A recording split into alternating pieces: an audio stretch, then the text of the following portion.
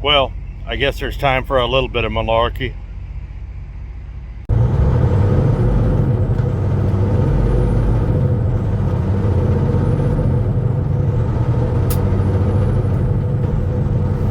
Over here in Effingham tonight, check out the chrome shop. And it got me to thinking, what does experience get you? Well, experience can get you money, but it can also get you knowledge on where to park. Interesting story about this place. This was an old truckle mat that was owned by the Iowa 80 group, who owned Catskill. So, used to be a pretty banging place to go. So let's go inside and see what we can find. Lots of mud flaps. I'd like to find these that size, and maybe those that size. Love those.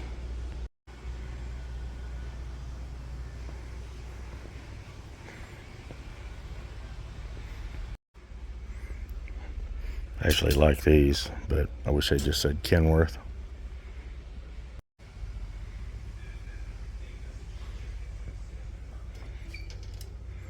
Gotta dig these. I'd like to do the interior here soon, but stuff's kind of expensive, and this is for the older trucks. I'll have better luck. That's the stuff I need, but I'll have better luck at Empire, I think. Peterbilt always has better stuff. Well, I got me a t-shirt. It was a little overpriced, but it is what it is. Gotta go drop this thing off and go check on my laundry. Yeah, it's that time of the month. So,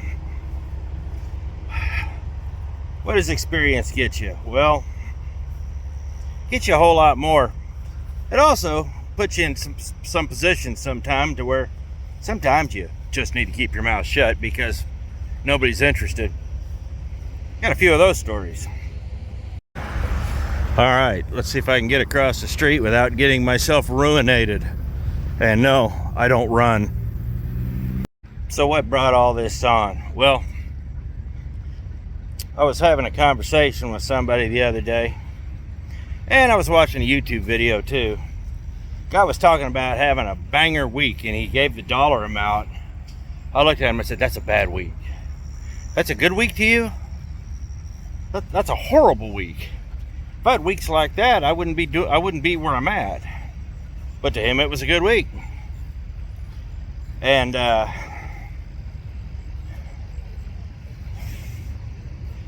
started thinking about this.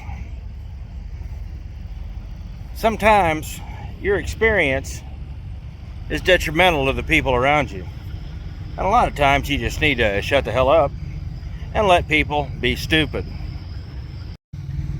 Now here's the thing, I don't let people be stupid to their detriment. If they're gonna hurt themselves or something like that, I do try to stop them. I don't want to see people get hurt. But, you know, sometimes you just have to let nature take its course. The Darwin effect. And there's a few people out there that will win an award. One of the things that I've noticed, especially with young guys who are leasing trucks, we're back to this, is the company tries to keep these guys stupid and in the dark forever. The problem is the majority of them start figuring things out after a while. I was about to say nobody stays stupid forever, but we all know those guys. There's a couple of them out there. Let's not lie to ourselves. But as you get further and further into this business, you start gaining experience, gaining knowledge. You start figuring out how the business is run. And then you start figuring out how fluid the business really is. Trucking is fluid. It's very fluid. It's continually changing, even if the trucks don't. So, how do you deal with that? Well, that's where experience comes in. You have to be flexible enough to understand that and tailor your approach to the business around you. I haul a lot of cheap freight. Consequently, or what some of the guys where I work would call cheap. It's not cheap. But some of the guys say it's a cheaper freight and they want the other freight. Well, guess what? I'm making more money than they are. And I take a lot more time off. How did I get to this point?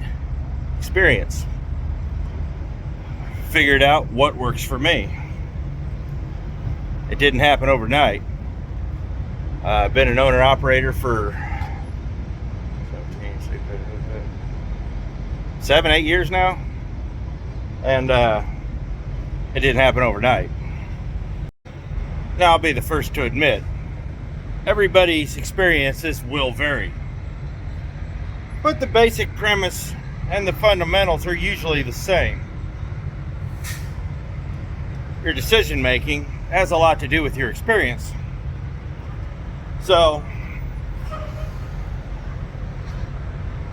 how does this play into every day what I'm doing? I decided to park here. What led me to decide to park here? Better truck stops up the road. There's a few back down the road. There's a few a little further up towards Champaign and around the corner. I'm here in Effingham, by the way. Experience told me they got good laundry facilities here. Now, while I'm not a fan of the IHOP, there's a bar and grill next door that has very good food. And they got top-notch laundry facilities. Also, my clock dictated. So you start adding all these things together, and I decided to come here. I could have gone to the Flying J. They got laundry. They got a restaurant. I didn't need a shower or anything like that. I knew I could find parking here, and I actually found free parking tonight. Experience. Sunday nights are kind of hinky. Truck stops are either completely empty or they're completely full up. This Petro here is the last one to fill up because these few rows here are all paid parking. That's something I knew because I've been here quite a few times before. So,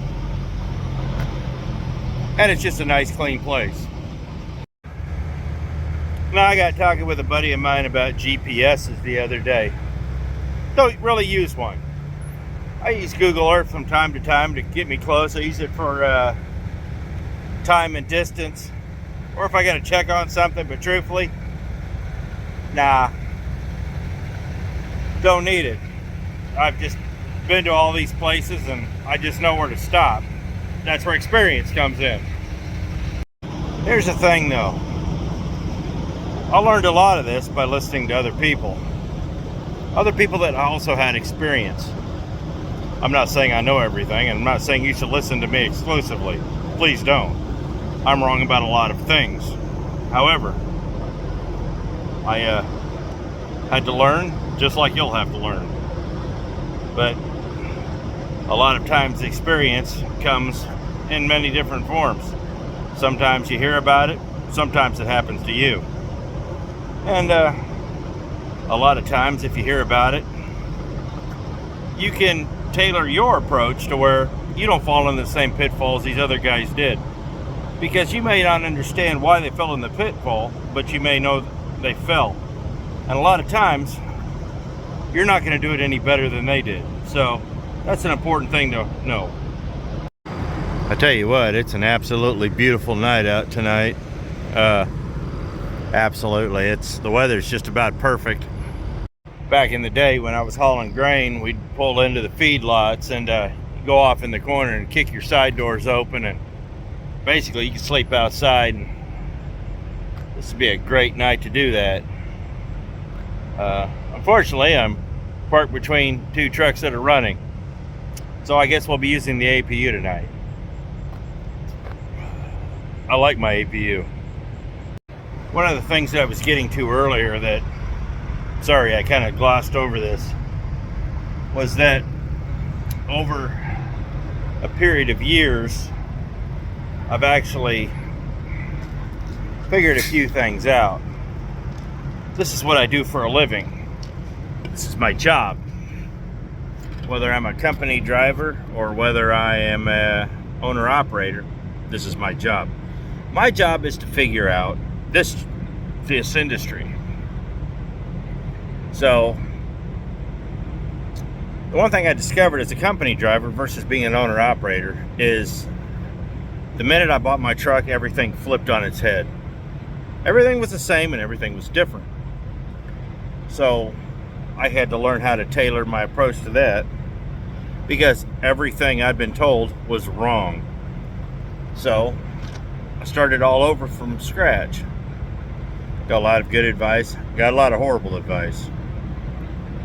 But I took it all in stride, took it all with a grain of salt, good, bad, ugly, weighed it for what it was, and it all kind of worked out. So when it came to my business, I made it my business to know everything I could about what I'm doing. You know, even when they were paying me mileage and it was more or less forced dispatch, I was 1099ing as an owner-operator. However, I wasn't given any option of what I could haul. It was take it or leave it. I started learning, though, what does a load pay? They weren't telling me. They're paying me mileage. What's the fuel surcharge going on? What's this? What's that? And I started realizing that I know all the same people they do. Made it my business to figure out who these people were. Figured out what the loads pay. Figured out what the fuel surcharge was. I figured out that as an owner-operator, they were paying me roughly 27 to 30%. That's why I tell people, you kind of want percentage. You got to figure that out for yourself, but yeah. And I figured out with the fuel surcharge, I was getting maybe 50, between 45 and 50%. So I made it my business to know. This is why I said, you know, a lot of these companies, after a year or two, they kind of want to get rid of you because most guys don't stay stupid forever. They start figuring it out. And once they start figuring it out, they tend to move on because, well, they have come to the conclusion that you've hit a ceiling. Listened to another YouTuber talking about something similar to this, saying, you know, at a company he was at, he leased a truck, and he'd hit about 2,500 miles, he hit a wall. He hit a wall. He hit a wall. Week after week after week. Then he started talking to other employees and former employees, same story. They were hitting a wall. So it was time for him to go. And he went. And hopefully he's going to do better at his next job. So, time will tell. Interesting guy to watch, but he is kind of his own worst enemy. But I guess that's what makes good YouTube. He's kind of a nut, but hey, whatever. It's amazing that in this business I've had other YouTubers reach out to me, and I've met other YouTubers in person. And it's been a fascinating journey. A lot of experience, a lot of stories, and you just kind of start comparing notes. It's not a competition. There's a lot of people doing a whole lot better than me, and I'm glad they are. So what ends up happening when you should keep your mouth shut? Well, certain things happen. Now, I've hauled everything in this business but livestock. Flatbed, dry van, reefer, car trailers, tankers. Never did it RGN. That kind of interests me. But I've hauled a lot of stuff. But I have a lot of friends and know a lot of people that are in the livestock game. So I hear them, and trust me, I know that's not my calling. But part of the business is figuring out what pays. I figure out, when I got into a discussion with an individual who wants to get back in the livestock game. I talked to enough people and done enough research that it's hard. If you don't have good backing and you don't know the right people, you are going to have a very difficult time. You're not going to make any money. But I should have kept my mouth shut. Oh, we got my laundry done. Got my laundry bag here. Part of why I opened my big mouth, when people ask me a lot of questions that I don't need to answer, is I hate seeing people get screwed. I know a lot of people out here. And there's people that also know a lot of people out here. I'm not saying I'm an important man to know, but ask me a question, chances are I'm going to try to figure out how to get to the bottom of it. So, guy starts talking about certain things he wants to do, this, that, and the other thing. I know people. So, I reach out. I get a bunch of information. Now, mind you, what he wants to do is what the friends of mine are already doing. They know all the same people. They know the same companies. They know what things pay. They talk to each other. Got them all the information, and I was the biggest jerk in the world for doing it.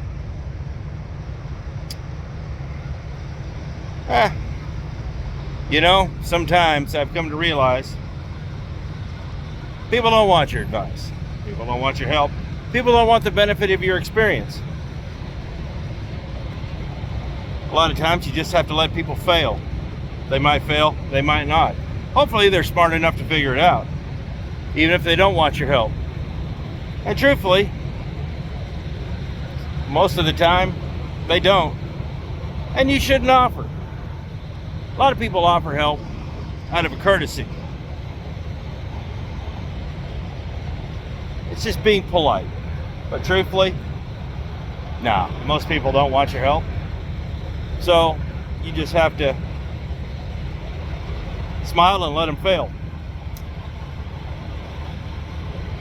And just hope they do well. Of course, a lot of times, constructive criticism and an objective viewpoint is not what people want to hear. Wise man knows the difference. If you're dealing with someone who really doesn't want to hear an objective viewpoint or criticism, don't give it to him. He's not ready yet. Or she. So you just kind of have to just grin and bear it. You have to let people fail. You know, you parents out there want your kids to succeed, but failure is a very important part of growth. And sometimes failure will bring on humility, and sometimes what this person needs is a dose of humility. Now, that being said, sometimes all you can do is all you can do. Experience will get you personally someplace. That was one of the problems I had when I was training, was that I was dealing with a lot of talent but no skill. And the problem was these kids didn't know the difference. They thought talent was skill. No. Talent gets you to the door. Skill gets you through it. And it was my job to start developing that skill. And it was some of these cases were so difficult that some of these guys I just had to cut loose, because they thought because they had just a little bit of talent, they didn't need me. Well, you know what? Talent will only get you so far. If you don't develop it, it's worthless. Experience is important. Experience breeds knowledge and whatnot.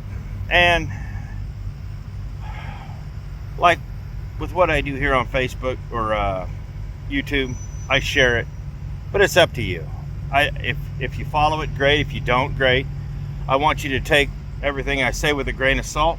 I want you to weigh it, find it wanting, yes or no. It's important that you observe the process. There's a process here. And I want everybody who watches these things to be successful. But failure is just as important as success. And you can't get that across to a lot of people these days. Failure is very important. Failure doesn't mean you're done. And truthfully, you don't fail until you quit. You wouldn't believe how many guys I've seen think they're failing and they quit right on the verge of greatness. They're like right there. You could see it, but they've got to make that one last step. And they've convinced themselves that they failed. They've convinced themselves that this is it. They've just convinced themselves that, and they just quit. And they're just right there on the precipice. And there's nothing you can do. Experience has taught me that sometimes you just need to go a little further. Now, don't get me wrong, experience has also taught me when it's time to throw in the towel, piss on the fire and call in the dogs. But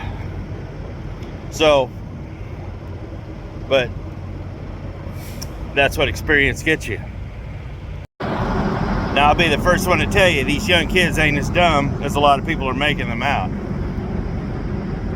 They've got a lot of good ideas, but their ideas lack polish. The problem is a lot of times we seem to forget that there's a lot of years in there that created a polished individual. Just the way it is. We get the final result. But there was a lot of years, to where you didn't. These kids aren't polished yet. That's where we come in. That's where experience comes in. That doesn't mean their ideas are bad. So if a kid has a good idea, help him develop it. Help him polish it.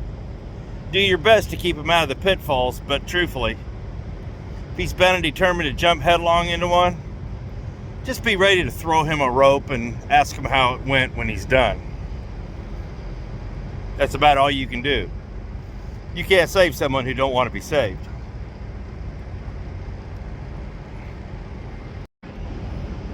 Truthfully, these young kids don't even realize they're in trouble till it's too late.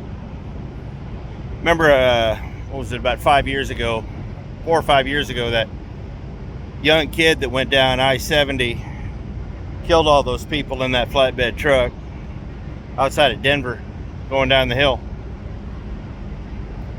The armchair quarterbacks came out. They did this and that and this and that, and the kid made a horrible mistake. He had no experience. He had no guidance. He had nothing. And everybody's armchair quarterbacking this, and I remember pulling one guy, said, "Stop, man. Do you really think this kid woke up that morning and said, I'm going to go out and kill 7 people? He got out like he did every morning, did a pre-trip that was probably half-assed, much like the one you do every morning, and he took off exactly the same way you do every morning. The problem was, by the time he realized he was in trouble, it was too late. That's what experience gets you. It gives you the caution and the discernment to know things like this. The kid was inexperienced. Unfortunately, that kid has wrecked his life because he made a horrible decision based on inexperience. I talk a lot about mentorship. We need it out here. There isn't any. Not so much anymore. But I hope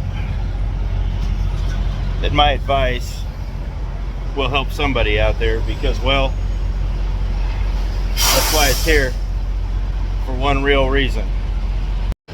I've said this before, and I'm going to repeat it again and again and again over the next several years. The reason I started this channel initially, well, other than wanting to be the next Goon Squad, but hey, we all have our dreams, was I got sick and tired of watching talent get run out of this industry. Young men and women brimming with promise just to be run out because There was no mentorship. There's no training. There's no nothing. They get these kids fresh out of school, screw them into leasing a truck, drive them to bankruptcy, drive them out that way, or throwing them to the wolves right from the get-go and just have a horrible time of it. They just get driven out of the industry. You know, they all talk about the driver shortage, but when you got companies with 175 to 200% turnover, which I've talked about, there's no driver shortage. It's a retention problem. They're getting all the talent they could ever want. They're not hanging on to it. Because, well, there's a whole multitude and myriad of reasons, and I've talked about that before, so we won't go into that. But truthfully, it's a retention problem, and I got sick and tired of watching promising talent get run out of this industry by people who were unaccountable and didn't care about them to begin with. That's pretty much why this all started. I should have just said it was started out of spite. The one lesson I've learned,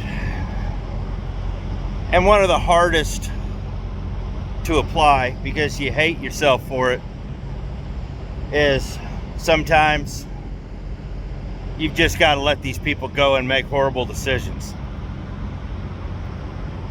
If they're not going to listen to you, they're not going to take your advice, they're not going to do anything, don't waste your breath.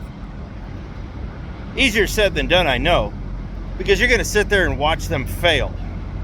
You're going to watch them flounder. You're going to watch them hopefully not hurt themselves physically. But you're going to sit there and watch just calamity unfold. And hopefully, if they're smart and they're have a little bit of astute, they'll figure it out. About 60% won't. But you hate to see it, because you can see the talent, you can see the promise, but the mindset's wrong. When you run across people like that, save your advice, save your information, save your knowledge. You've already said everything you need to say. Let them go. And I'll tell you this, they'll figure it out or they won't. Either way, it's not your problem. Sounds harsh, I know, but trust me when I tell you this, we got enough problems on our own without involving other people. So, good experience will bring you a lot of good things. Bad experience will teach you a lot of valuable lessons. Combine the two and you can have a rich life. But be ready to put in the work. Be ready to listen, be ready to weigh everything you've ever heard. Like I said, when I became an owner-operator, everything I knew about company driving went out the window. Everything was the same, and everything was different. So, just be open to some ideas and weigh everything, like I said, and eventually you'll figure out where you need to be and what you need to do. So, I appreciate it. You guys do your best, make some money. We'll see you next video.